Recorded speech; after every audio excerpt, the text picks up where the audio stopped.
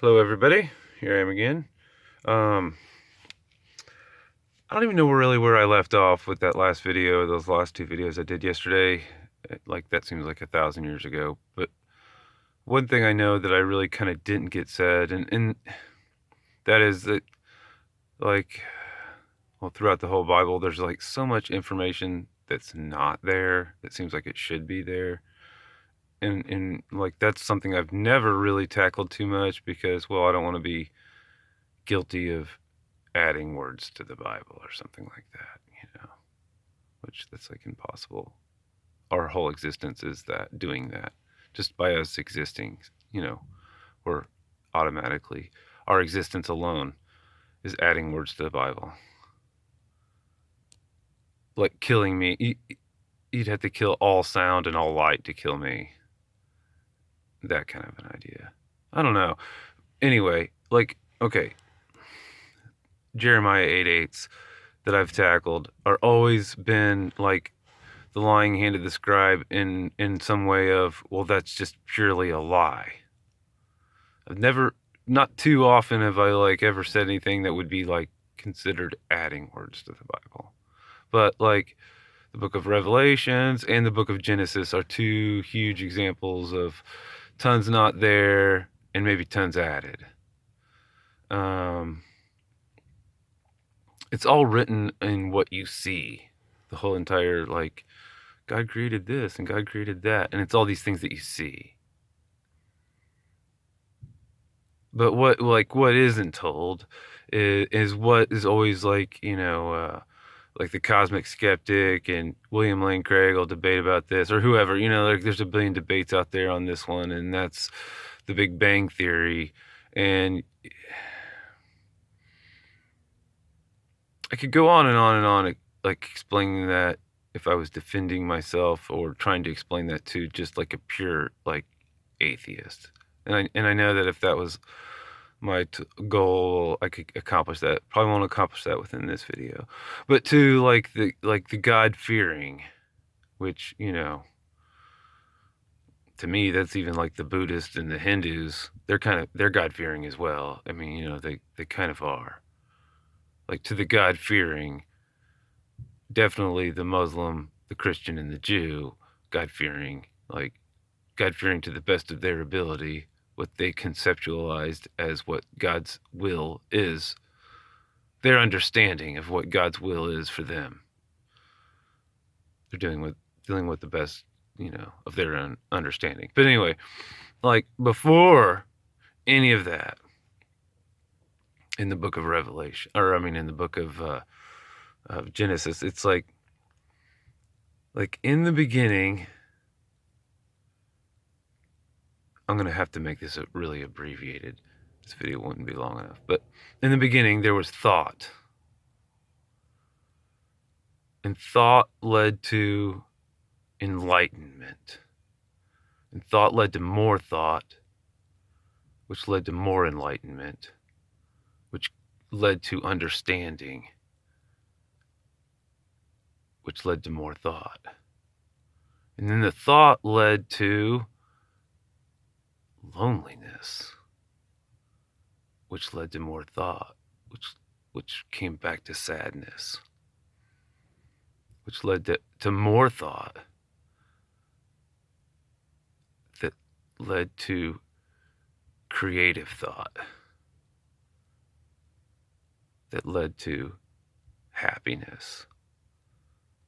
Like the happiness was a solution to the sadness, because the sadness came from the loneliness, from too much thought by itself, something like that.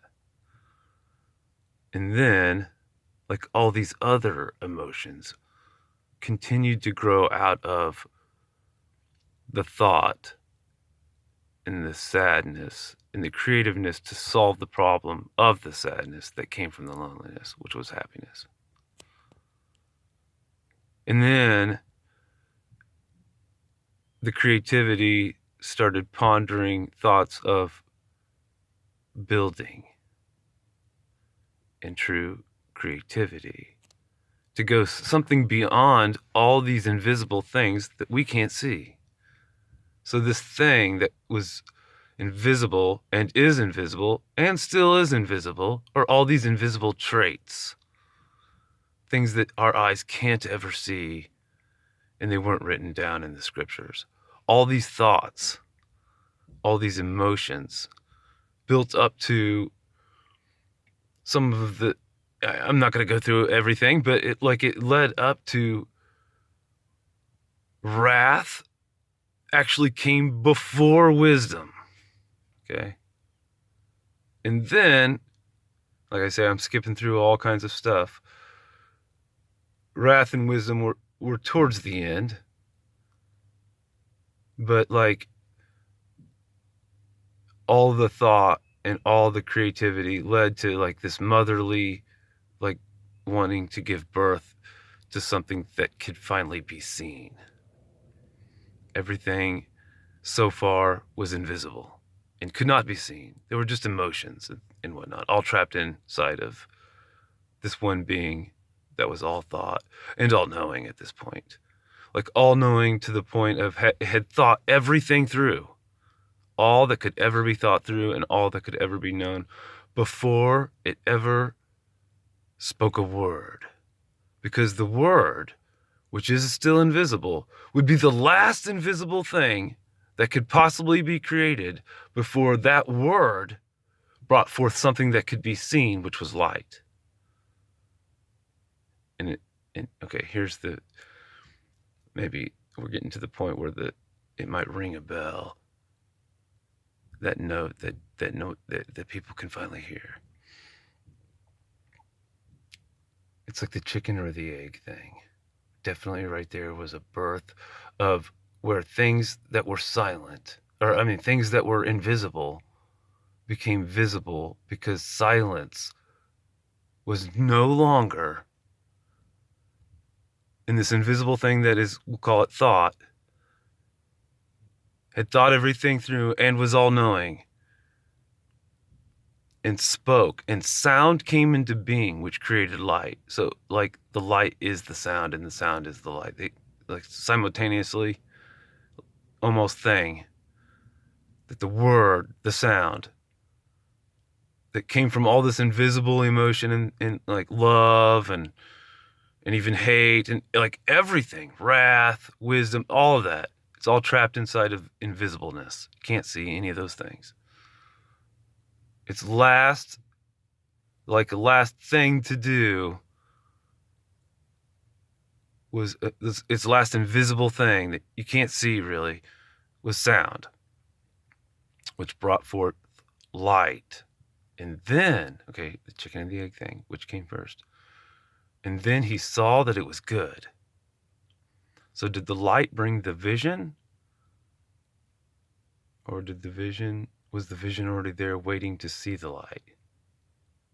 That I don't know. I don't have that. That's like an answer. I don't really exactly. It's like the chicken or the egg kind of thing. Or the seed or the acorn or the oak tree, or, you know.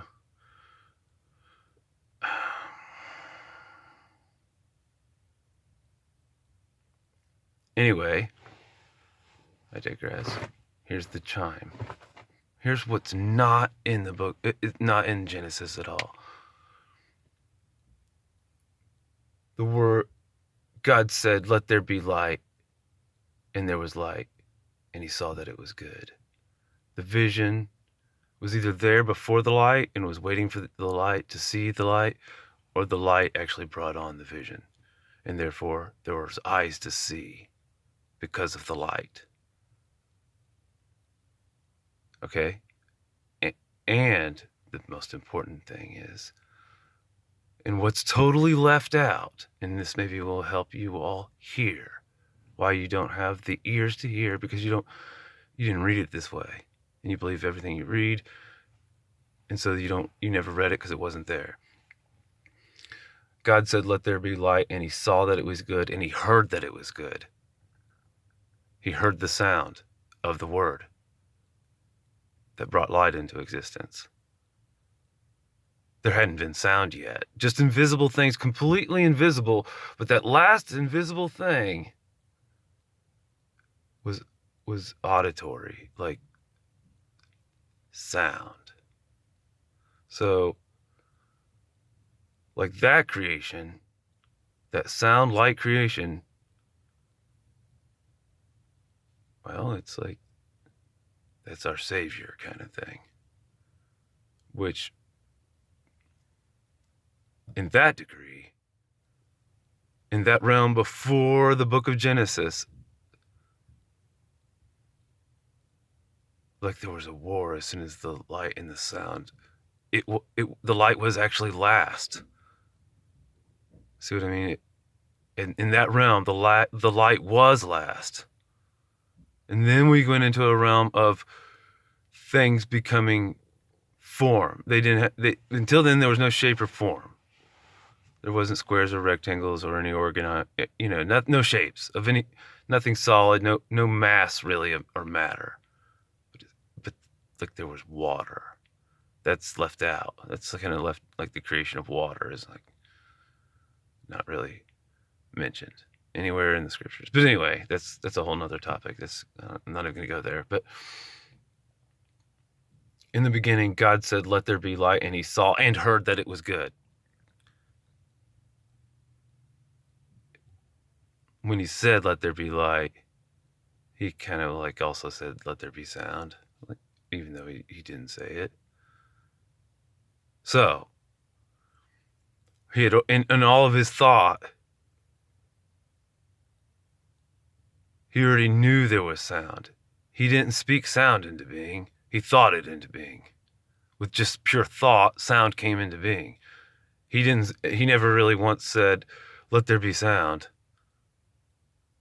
No, it's not quite like that, but it is. See what I mean? Like, just by him, the Big Bang. See what I mean? The Big Bang. But before all that, there was wrath.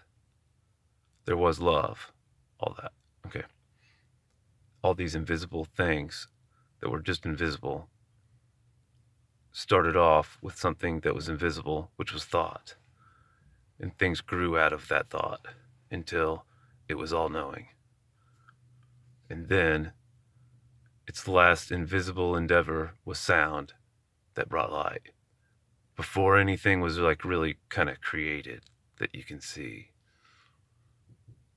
And so we're always dealing with all these invisible things that came before all these things that you can see. And like I was trying to say, like these things that we can see don't matter. It doesn't matter. It's like a matrix. Like the Matrix thing. I don't know. I'm not like a Matrix connoisseur. I never saw any of those other movies. Just kind of that original one. I think I saw it in 1999 and I saw it again once again. But that whole idea of like people in the cocoons, like if they don't wake up out of the cocoon, they're done for. That part of the Matrix is going down. The people who can't wake up, they're dead. Everybody in those cocoons that never woke up to take the blue pill, or they did wake up and took the blue pill, I don't know. Like Jesus offered you the red pill. If you haven't at least kind of gotten there, I don't think he's the Jew of all time. I think he's the Israelite of all time. That's a whole nother topic. But nevertheless, he's the best of us, and he wasn't steering us wrong.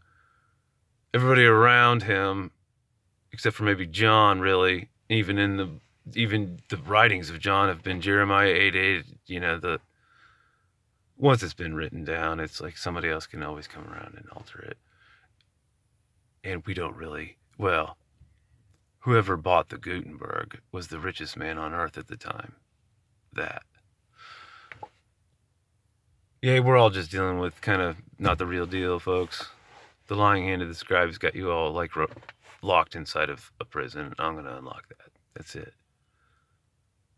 So there's the 8:8 maybe of all time. Just one little note that is not written in there, and it really is the key note to bring on hearing. Like was it the sound that brought on the ears? Was it the light that brought on the vision? Or was the ears and the eyes already there, and it was silence? There wasn't anything to hear. There was no light. There wasn't anything to see. Just all these emotions boiling up inside before like a light came on. See what I mean? Like it was spoken to being. Sound brought the light. The keynote is that's not in there is God said, "Let there be light," and he saw and heard that it was good. He saw and heard that it was good. How could that not be in there? It is actually really key, and it's not there.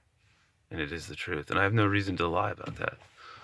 So anyway, listen up, you know what I mean? I don't know. This is like 8822. This might be my last video. I might not ever make another video ever again. There's a chance of that. I am going to hang this up. I'm going to try to get it uploaded, and I am going to actually try to make another video, but I can't promise.